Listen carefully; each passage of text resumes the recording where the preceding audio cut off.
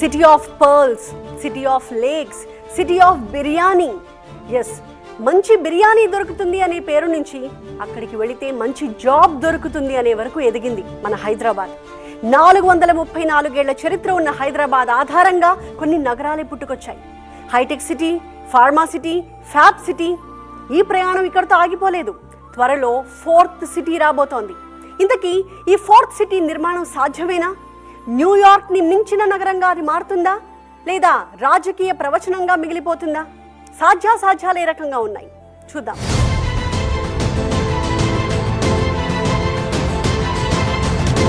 హైదరాబాద్, సికింద్రాబాద్, సైబరాబాద్. ఇక్కడ సైబరాబాద్ని సృష్టించడానికి పడ్డ కష్టం, చేసిన ప్లానింగ్ అంతా ఇంతా కాదు. ముందుగా హైటెక్ సిటీని కట్టారు. కేవలం హైటెక్ సిటీనే సరిపోదు, ఇన్వెస్టర్లు రావడానికి, ఉండడానికి, మీటింగ్స్ పెట్టుకోవడానికి నోవోటెల్, హైటెక్స్, మాల్స్ ఇలా కొన్నింటిని నిర్మించేలా చేశారు. అంటే కార్పొరేట్లను ఇన్వాల్వ్ చేశారు. అలాగే మైక్రోసాఫ్ట్ ఇక్కడికి వచ్చింది, ఒక ఐఎస్బి నిర్మాణం జరిగింది. హైటెక్ సిటీకి కావాల్సిన హ్యూమన్ రిసోర్సెస్ కోసం ఇంజనీరింగ్ కాలేజెస్కి పర్మిషన్స్ ఇచ్చారు. ఓవరాల్గా సైబరాబాద్ క్రియేట్ అయిపోయింది. అచ్చం అలాగే పురుడు పోసుకుంటోంది ఇప్పుడు మన ఫ్యూచర్ సిటీ. ముందుగా స్కిల్ యూనివర్సిటీ రాబోతోంది. ఆనంద్ మహీంద్రా అంతటి వ్యక్తిని స్కిల్ యూనివర్సిటీ చైర్మన్గా చేశారు. ఆ తర్వాత ఏఐ సిటీకి ప్లాన్ చేశారు. వరల్డ్ ట్రేడ్ సెంటర్ని ఫ్యూచర్ సిటీలో కట్టడానికి ప్లాన్ చేస్తున్నారు. అంటే ఒక ఈకో సిస్టమ్ ని డెవలప్ చేస్తున్నారన్నమాట. న్యూయార్క్ నగరానికంటే అధునాతమైన నగరాన్ని ఇక్కడ నిర్మించి చూపిస్తాం. ఫ్యూచర్ సిటీ రాబోతోందట అని మాట్లాడుకోవడమే తప్ప ప్రభుత్వ ప్రణాళిక ఎలా ఉండబోతోందో చాలా మందికి తెలియదు.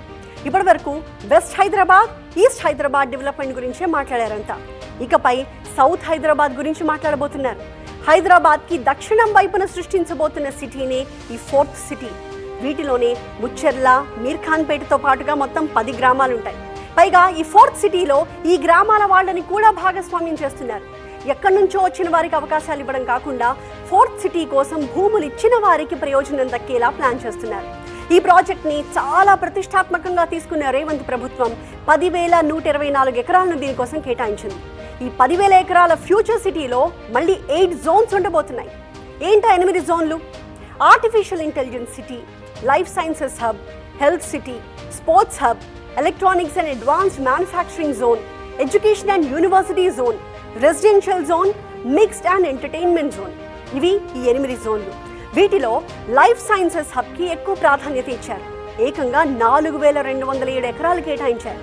ఆ తర్వాత ఎలక్ట్రానిక్స్ తయారీ జోనే పెద్దది, 3,642 ఎకరాలు ఉంటాయి.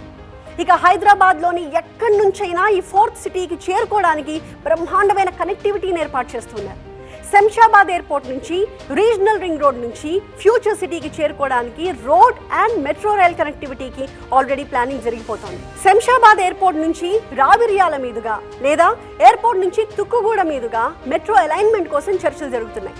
వీటితో పాటుగా water, current, drainage system, internal roads, banks, schools ఇలా 4th సిటీలో ఏర్పాటు చేయాల్సిన మౌలిక సదుపాయాల కోసం వివిధ డిపార్ట్మెంట్స్తో చర్చలు కూడా పూర్తి చేశారు తెలంగాణ ముఖ్యమంత్రి Revanth Reddy. Artificial intelligence city, దీనికోసం ఫ్యూచర్ సిటీలో నుంచి ప్రస్తుతానికి ఒక 140 ఎకరాలు తీసిచ్చారు. ఈ ఏఐ సిటీలో innovation and incubation hub, centre of excellence, application and collaboration centre, experience centre ఇవన్నీ ఉంటాయి. కందుకూరు మండలంలోని మీర్ఖాన్పేటలో స్కిల్ యూనివర్సిటీ నిర్మాణానికి ఆల్రెడీ శంకుస్థాపన కూడా జరిగిపోయింది. 225 ఎకరాల్లో ఎడ్యుకేషన్ అండ్ యూనివర్సిటీ జోన్ని నిర్మిస్తారు. 258 ఎకరాల్లో స్పోర్ట్స్ క్లబ్ ఉంటుంది. ఇక 116 ఎకరాల్లో హెల్త్ సిటీ, 1170 ఎకరాల్లో రెసిడెన్షియల్ జోన్ ఉండబోతున్నాయి. 336 ఎకరాల్లో ఎంటర్టైన్మెంట్ జోన్ని కూడా నిర్మిస్తారు. ఇందులో మల్టీప్లెక్స్లు, పార్కులు, హోటల్స్ ఇవన్నీ కూడా ఉంటాయి. ఈ ఫ్యూచర్ సిటీ కాన్సెప్ట్ విపరీతంగా నచ్చేసిందో ఏమో వరల్డ్ ట్రేడ్ సెంటర్ కట్టడానికి అక్కడి నుంచి వాళ్ళు ముందుకొచ్చారు. రీసెంట్గా అమెరికా పర్యటనలో కూడా ఫ్యూచర్ సిటీ గురించే ఎక్కువగా ప్రజెంట్ చేశారు ముఖ్యమంత్రి రేవంత్ రెడ్డి. ఆ ప్రయత్నం ఫలించింది. ఫ్యూచర్ సిటీలో వాణిజ్య కేంద్రం ఏర్పాటు చేయడానికి వరల్డ్ ట్రేడ్ సెంటర్ ప్రతినిధులు ముందుకొచ్చారు. ఈ మధ్య ఒప్పందం కూడా జరిగింది. హైదరాబాద్లో వరల్డ్ ట్రేడ్ సెంటర్ ఎక్కడ కడితే బాగుంటుంది అన్న దానిపై రెవెన్యూ అండ్ ఇండస్ట్రియల్ డిపార్ట్మెంట్స్ అనువైన స్థలం కోసం వెతుకుతున్నాయి. ఇంతకీ ఈ ఫ్యూచర్ సిటీ చుట్టూ ఏమున్నాయి? శంషాబాద్ ఇంటర్నేషనల్ ఎయిర్పోర్ట్, 4th సిటీకి, సౌత్ హైదరాబాద్ డెవలప్మెంట్కి ఇదే మెయిన్ అసెట్. ఫ్యూచర్ సిటీకి తుక్కుగూడ వైపు ఫ్యాబ్ సిటీ ఉంది. ముచ్చర్లలో గ్రీన్ ఫార్మా సిటీ రాబోతోంది. ఇక్కడే అమెజాన్, మైక్రోసాఫ్ట్ డేటా సెంటర్స్ ఉన్నాయి. ఫోర్త్ సిటీ దగ్గరలో శ్రీశైలం హైవేపై కుర్మల్గూడలో డిఫెన్స్ హబ్ ఉంది. రావిర్యాలలో హార్డ్వేర్ పార్క్, మంఖాల్ వైపు ఇండస్ట్రియల్ సెజ్, మన్సాన్పల్లి, మహేశ్వరం రోడ్లో ఎలక్ట్రానిక్ సెజ్ ఉన్నాయి. విప్రో ఉన్నది కూడా ఇక్కడే. ఇక ఆదిభట్లలోని ఏరోస్పేస్ సెజ్లో TCS, Tata Boeing aerospace limited, Tata advance systems ఉన్నాయి. బొంగళూరు వద్ద ఇంటిగ్రేటెడ్ లాజిస్టిక్ పార్క్ ఉంది. ఇవన్నీ కూడా ఈ ఫ్యూచర్ సిటీకి ఖచ్చితంగా మెయిన్ అసెట్స్ కాబోతున్నాయి. అద్భుతం జరిగేటప్పుడు ఎవరు గుర్తించరు, జరిగిన తర్వాత ఎవరు గుర్తించాల్సిన అవసరం ఉండదు. ఎస్, హైదరాబాద్ నగరం కూడా అలాంటి ఒక అద్భుతమే. ఆ అద్భుతాన్ని గుర్తించారేమో పర్షియన్లు ఈ నగరానికి అందుకే అదృష్ట నగరం అని పేరు పెట్టుకున్నారు. ఆ పేరుని పర్షియన్ నుంచి మనకి తెలుగులోకి అనువదిస్తేనే భాగ్యనగరం అయింది. ఈ దేశంలో తనకు తానే అవకాశాలు సృష్టించుకున్న ఒక గొప్ప నగరం మన హైదరాబాద్. ఎక్కడో గోల్కొండలో దర్జాగా కాలం గడిపే రాజు కోట దిగి చించలం అనే ఒక పల్లెకొచ్చి అక్కడ బస చేశారు.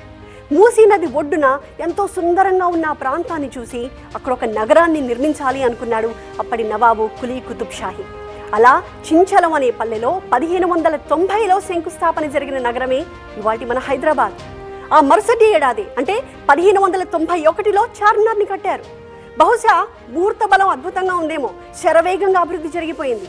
ఎంతలా అంటే చార్మినార్ నుంచి గోల్కొండ వరకు ఇరుగ్గా మారిపోవడంతో మరో కొత్త నగరాన్ని కట్టాలనుకున్నారు. అలా కులీ కుతుబ్ షా తండ్రి ఇబ్రహీం పేరు మీద వచ్చిందే ఇబ్రహీంపట్నం.